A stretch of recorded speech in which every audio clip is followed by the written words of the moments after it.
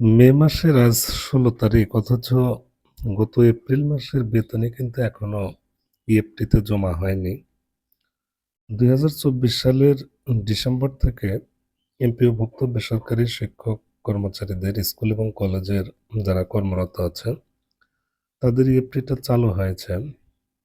ঠিক তখন থেকেই বেতন ভাতা দিয়ে একদম অনিয়মিত পাচ্ছি। যদিও বিভিন্ন কাজে হয়তো দেরি হবে এটাই স্বাভাবিক। কিন্তু আজকে প্রায় ৫ থেকে ৬ মাস চলে যাচ্ছে। বেতন ভাতাতে কিন্তু অনিয়মিত পাচ্ছে এমপিওভুক্ত শিক্ষক-কর্মচারীরা। জানি না প্রত্যেকটা মাসের বেতন পেতে আমাদের আর কতদিন এভাবে ধৈর্য ধরতে হবে।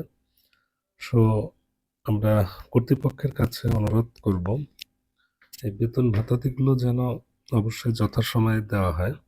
কারণ আপনার বেতন যেটাই হোক, আপনি যদি সময় মতো সেটি না পান, তাহলে কিন্তু সেটা দিয়ে আপনার খুব একটা কাজে আসবে না বলে আমরা আশা করছি। আ বিভিন্ন সমস্যা দেখিয়ে, বিভিন্ন অজুহাত দেখিয়ে আ বেতন প্রদানে এই যে বিলম্ব বা ধীর গতি, এটা কোনোভাবেই কাম্য না। প্রত্যেকটা মাসের একটা নির্ধারিত তারিখে বেতন পেলে আমরা উপকৃত হই। আশা করছি কর্তৃপক্ষ বিষয়টি ভেবে দেখবেন।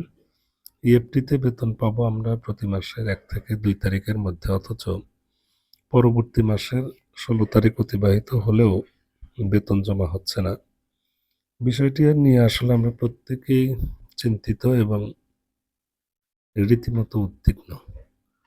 আদৌ কি উক্ত সমস্যাগুলোর সমাধান হবে এবং হলে কতদিনের মধ্যে হবে? এই যে প্রশ্নগুলো বা এই ব্যাপারগুলো প্রতিনিয়ত আমাদেরকে ভাবাচ্ছে। যাই হোক, সকলের সুদৃষ্টি কামনা করছি।